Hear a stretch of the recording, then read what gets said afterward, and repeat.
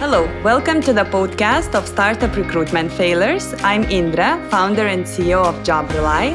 We're building LinkedIn automation platform for outbound recruitment. And today my guest is Andrius Biceika, partner at Revolut. Andrius, could you please introduce yourself? Hi, Indra. Hi. You already introduced me.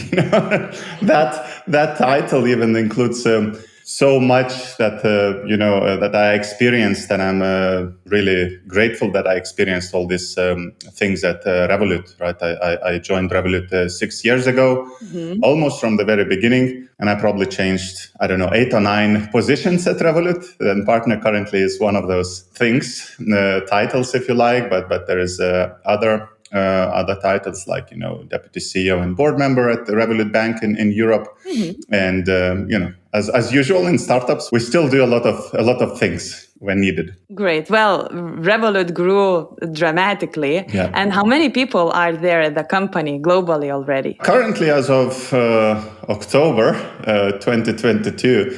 There are almost 6,000 people. Wow. Globally, really, that's a good point.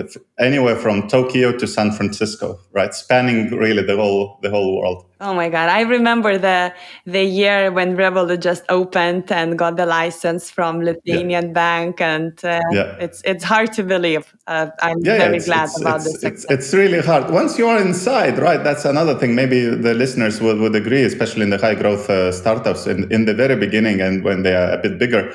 You wouldn't necessarily think that the company grew that much because you're always working. There is no kind of a lot of time and a lot of occasions to stop and reflect. Oh, we grew 5 times or 10 times. You're always doing grinding and you're always pushing yourself and the company. And we are 6,000, but now I think it's only a matter of few years probably when we are 20,000 or 50,000. And how do you see the difference back then when there were only a few people and now, the work culture or maybe the environment? Do you see any difference or are you still grinding? No, I think that's a very good point. And I think that almost requires another podcast, Indra, right? So, in the future, maybe, about this culture and kind of perception of the environment and feeling the changes when you are big compared to when you were small. I think it really depends what person wants to see, right? So in my case, I could definitely see, now it's a bit more bureaucratic, the decisions cannot be made that fast than it used to be, because in the past, right, you would need to do 10 jobs in your position, right? Whatever the position was, let's say in my case, right, I would need to just do because there are not enough people. And now we have people very kind of focused on particular area and field, and the decision making is a bit, bureaucratic is probably the right word, right? Yeah. Corporate, if you like, right? But then when you think about that rationally, you almost have to become corporate or start becoming corporate, because if you think of any other company in the world, especially the big one, Google's, Facebook's, and similar, they all started as startups in the past, right? You probably remember seeing Mark Zuckerberg drinking beer upside down in those, YouTube videos 15 years ago. And now it's a huge corporation, right? With the security people at the door and a lot of processes, a lot of, bureaucracies of corporations. And that is essentially the right thing, because all these bureaucracies, all those processes, all those kind of, extended decision making, that helps to be sustainable, right? And not that chaotic as in the beginning. But we are still trying to grind. This culture, it didn't escape anywhere. Okay. We're still pushing ourselves, still getting things done, never settling, and other, Revolut values that are already somewhat famous in some of the Okay, glad to hear that the companies also are still grinding, right, and still doing their best. Not only we're still small. Come on, we're still small. Okay, and well, you're not. It's 6,000 people, and I believe that you recruited many, and you had quite a few recruitment failures. Maybe you could emphasize the one which is the most insightful one. Or and I thought about that, Indra. There could be many where you can, let's say, you asked the wrong questions, and then in the end, you got wrong answers or the right answers, and then once the person started, it's like they don't know. You're kind of regretting that you didn't ask or you didn't check one thing or another. But I chose to maybe explore one thing, especially in the early days, and that would be useful for early startups, let's say 1-2 years, of startups, maybe 3 years. It just really depends how fast they grow and which stage they are in the growth phase. But in our case, we were somewhat, at least I personally, I can talk about, myself. I was doing a lot of recruitment in various roles at Revolut, and especially in the beginning. I've somehow believed that if you have a very experienced, on paper, on LinkedIn, not on paper, on LinkedIn, a very experienced person, right? Let's say SVP, VP at a big company. We're not only talking about, the famous ones. It could be any kind of big company, 10,000 plus employees, 50,000 plus employees, right? You somehow believed, and you recruit for that particular role, let's say, head of growth or head of partnerships or head of business development or, some, head of country and so on. You would believe that that person almost automatically believe and take it for granted that person almost like has to know how to do things, right? Yeah. And you may sometimes, I remember I was maybe skipping or being too biased or too kind of misled by that belief and taking that for granted because, wow, they look so good on their CV. They must do good at the company if we get them to join us, right? And what then happens in majority of the cases, I'm not saying that all of them, who try to, after the legacy job, after kind of, the big job, join a young startup, all of them don't know how to do things. But I'm talking about some of the particular cases in my, experience and in Revolut's experience in the very beginning, where they join, they cannot, and believe me, I went through the same process myself when 10 years ago I left the legacy company and joined my first startup. Revolut essentially is my fifth or sixth startup, or even seventh startup. Oh wow! Right, in that startup journey, and obviously when joining Revolut, I already understood that what startup world is. But the first startup that I joined after the legacy, type of company or the big corporate company, it was a nightmare for me. I was used to think, systematically, to have processes written somewhere, so we can kind of follow processes efficiently and so on. And when I joined that startup, I remember, and that same is probably valid for some of the candidates that we hired, some experienced candidates that we hired in the past, was that, wow, there's so much chaos. How is it even impossible anything is accomplished? Oh my God, so much miscommunication, so much, chaotic things. No one exactly knows what to do, right? Exactly. It's like everyone is running around, and what happens? So I somehow, and pretty sure the same happened. And I even asked, how these candidates at Revolut, the beginning when I'm speaking about this kind of experienced, good on paper, looking good on paper, senior roles candidates, how would you know that you will fit at the startup, right? This question actually developed a bit later after a few mistakes, when we had to say goodbye mutually to those senior candidates that we hired, right? So we started to, and maybe we will dig into that, learning phase a bit later.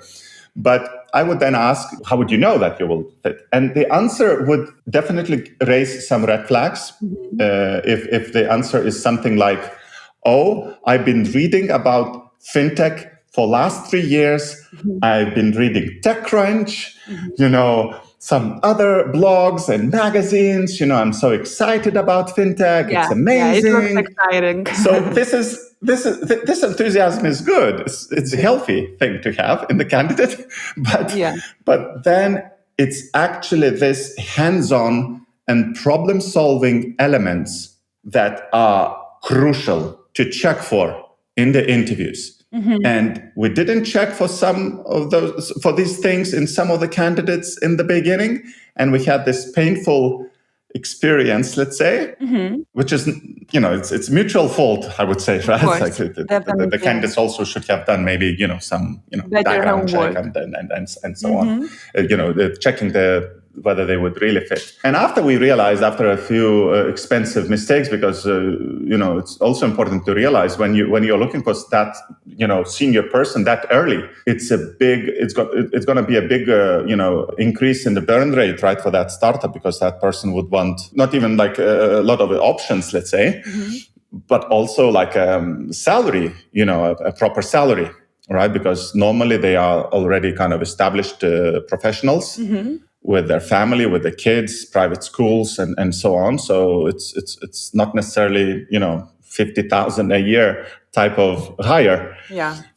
So it can be really painful for the startup. I have a question about this, as you said yourself, the learning curve, right? And first of all, like, is it possible to assess a person's suitability to a startup? How could you assess that? Yeah, that's a very good point. Of course, there is no 100% success recipe. Of course, to find that this person would definitely fit into the startup, right? But talking specifically, even if that person, like myself in the past, right, came, let's say when I joined Revolut, I already had like 5 startups on my CV, right? So I definitely knew that it could be chaotic. It would require to work, long hours. It could require to do many things, right? Not just my area of title, let's say, right? So even for these type of candidates, there is a risk to not fit the high growth startup, right? So especially for some candidates that spent 15, 20, 25 years in one company, as I said, like more like bigger company, a corporate company with processes established, with teams knowing what they're doing, with people knowing what they're doing. For that person, but nonetheless, as you say, as you're trying to refer, there could be cases that still that person could fit into the startup. And the way to find this out, and then we obviously developed the whole, hiring, system, if you like, and questions and stages and so on. And now it's even more developed. So, but in the past, let's say early stages, what we try to do, we really try to dig deeper and see how hands-on they still could be. It's not like they have to do the PowerPoints themselves, right? Yeah, of course. But whether some of the biggest achievements lately that the team or the company have achieved, what was their involvement into that, achievement? And more importantly, especially if they are like managerial level people, which normally are there to manage people, right, in the right direction, we really ask about the greatest problem in their opinion, the greatest challenge in their opinion that they recently worked with and either succeeded to achieve or not succeeded to achieve. And then they would start describing that challenge, right? It's kind of easy, I guess, for anyone to think of some recent challenges. And then what you do, you really dig deeper to the level where you understand whether that person was there just for the sake of being there. Like, I don't want to kind of insult anyone or these corporations, etc. But sometimes it happens that those people, especially, big seniorities, they are there, that not necessarily actually digging into the problem. Yeah. A good example could be someone that on the highest level possible in the management, structure, like Elon Musk. I'm pretty sure if you ask Elon Musk about even the gradual, very detailed problem about some of the manufacturing of the cars or, SpaceX or whatever, he would probably know everything about it. Everything about it. I'm not saying that, every manager, senior manager has to have that, but it's so important because if you do your job well, and especially relevant for Revolut cases, right? If you are responsible for one area or another area, it's not the time where you cannot know the details. not to the very deep 100-layer depth, but the details why we are going this why we're solving the problem this way and not this way, and so on. So, how did you change the course? What did you do to kind of solve this? And when you ask those questions and dig deeper with those questions, you really understand that, that person wasn't that, maybe hands-on is the wrong word, but, familiar or really I would say it this way. It's not that person that reaped the success, let's say, of the project. You know what I mean? It's It's almost whether with that person or without that person, probably the team would have figured out. Yeah, exactly. And I know what you mean. But what do you think if, for example, a person did not have any chance, or maybe the organizational structure was so that they couldn't be just involved or hands-on, as you say. Is there any other way, not just by cases and digging deeper by the behavior of the person in that specific job position, but somehow by the personality to assess that maybe the person wants to switch from corporate to a startup life, right? That's a good one. And we have, sometimes, especially in nowadays, right, at Revolut, there is so much complexity, right, that sometimes you just, have to fill some of the senior roles that wouldn't necessarily know a lot of detail, right? It's it's a huge team, let's say, or teams, under that department, that they just have to be there and represent and represent the company with many other stakeholders, maybe even outside, the company, the regulators and policymakers and so on. So obviously now it's totally different world than it used to be.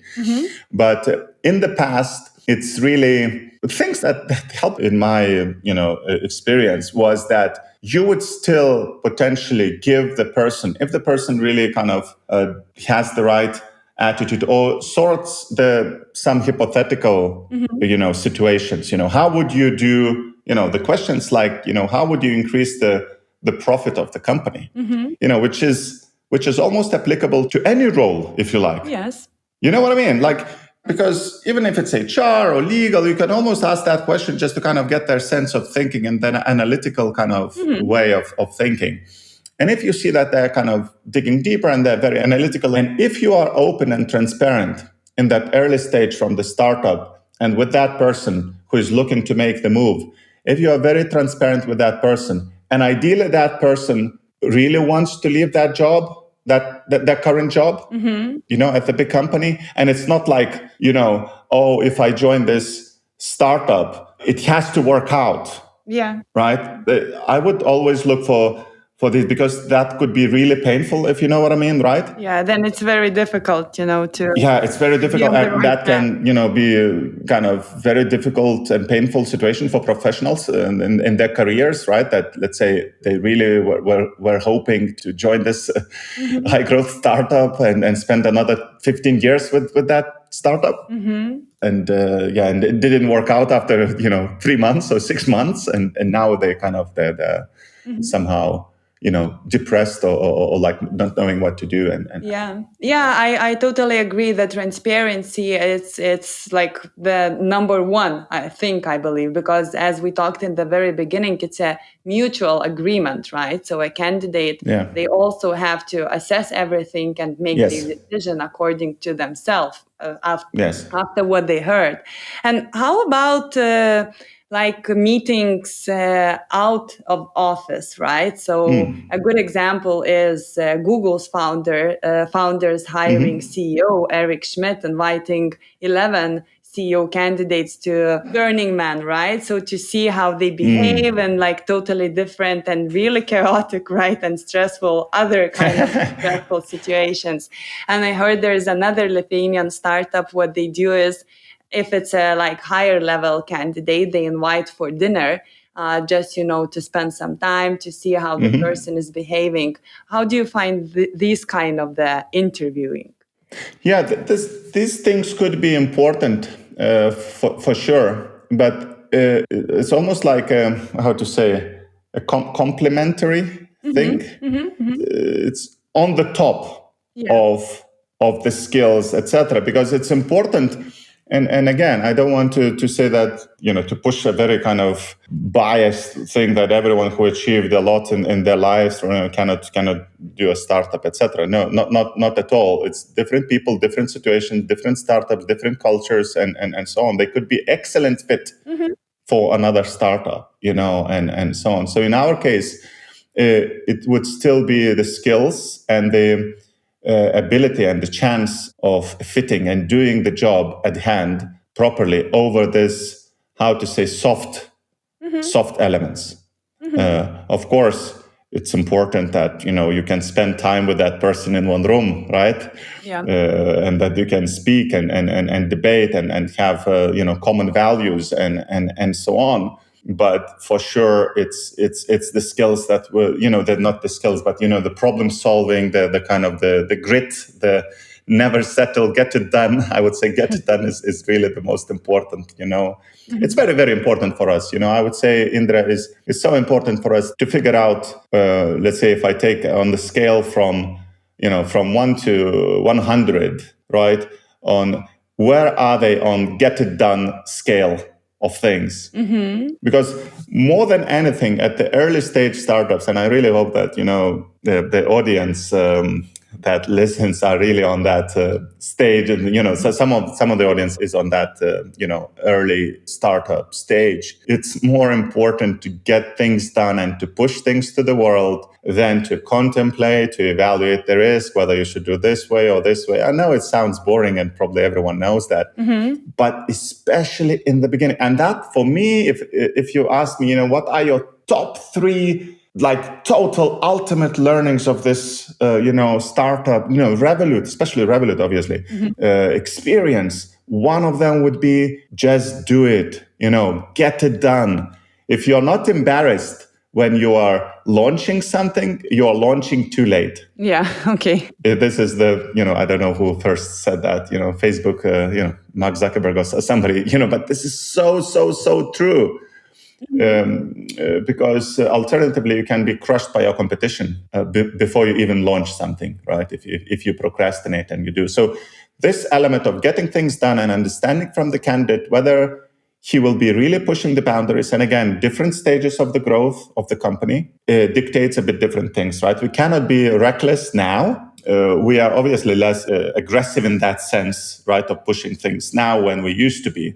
I'm particularly speaking about that early stage when you need to establish yourself, but no one knows you. Yeah.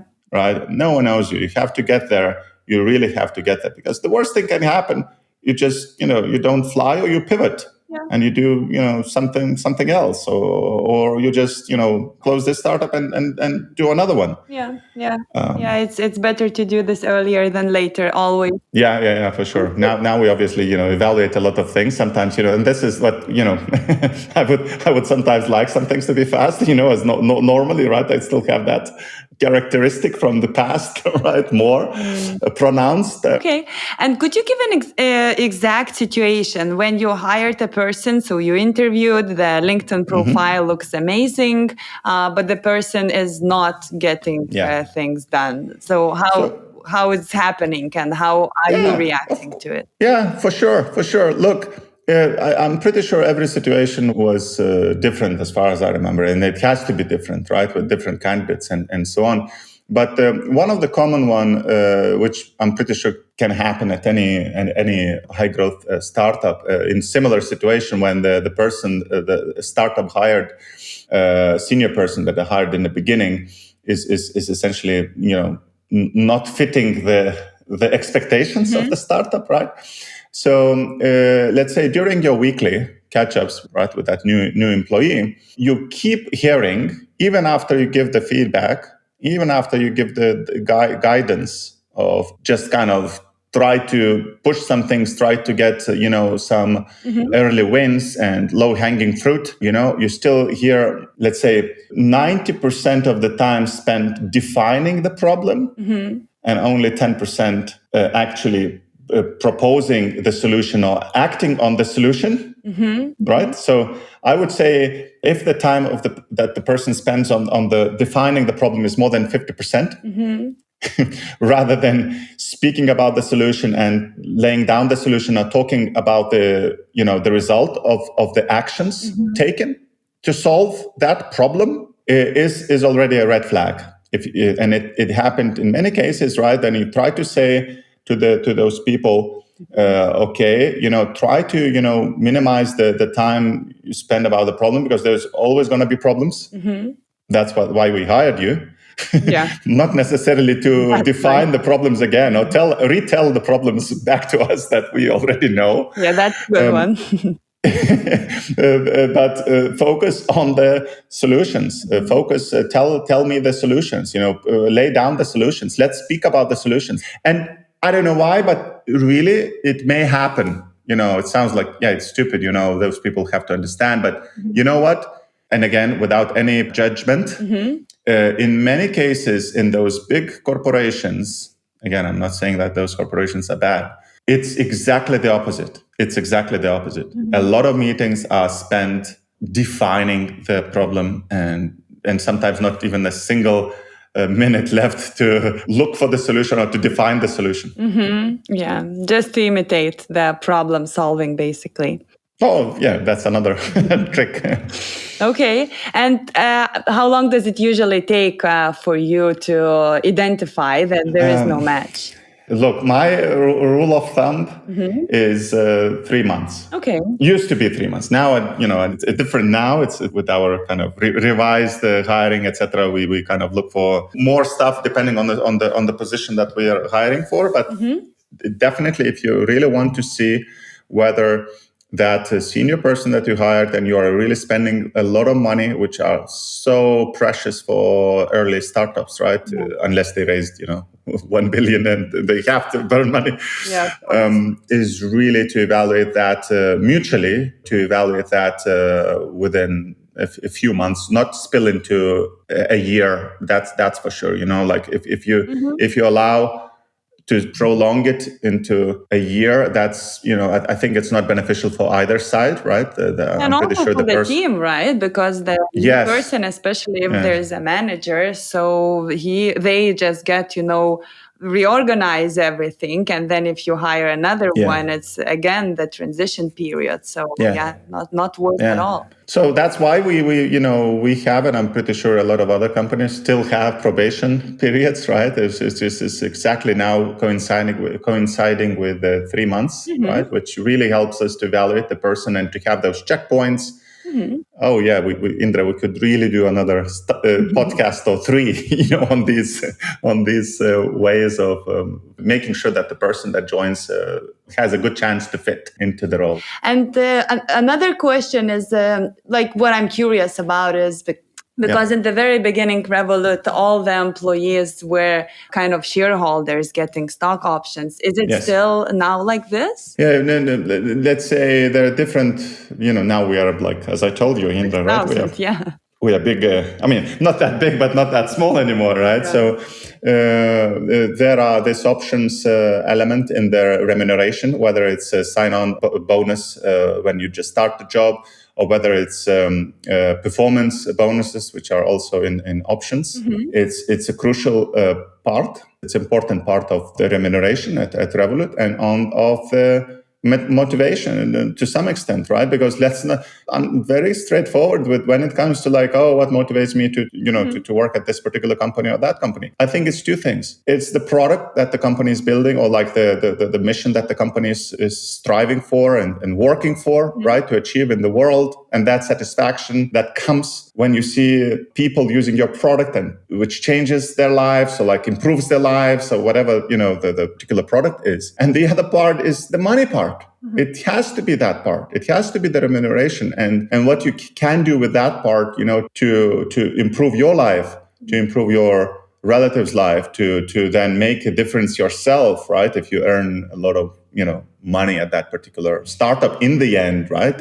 Hopefully, right? Then, to create a charity, to donate to the charity and so on. So I don't know, maybe I see the world just too black and white, but, it's kind of, it's important.